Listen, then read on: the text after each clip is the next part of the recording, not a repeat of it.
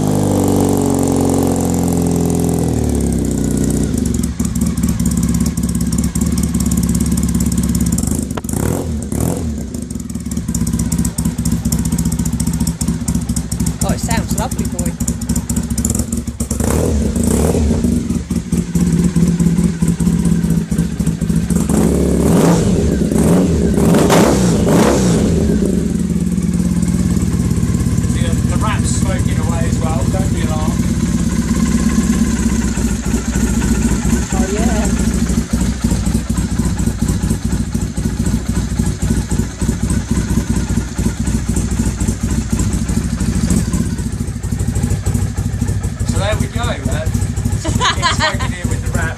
That's a wrap. It's fine.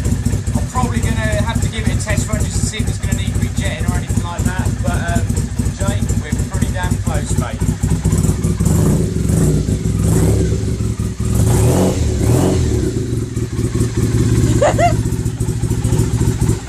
That's a wrap.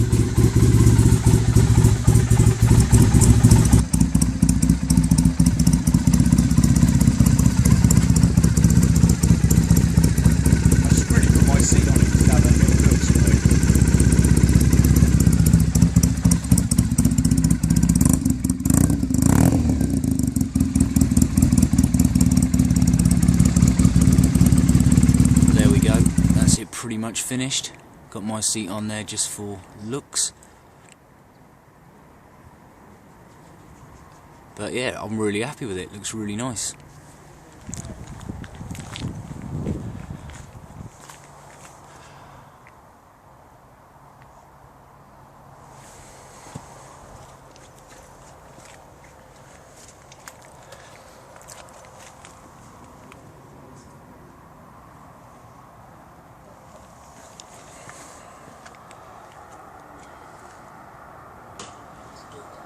So that's it then, guys. That's the end of part 3 of the Bonneville video.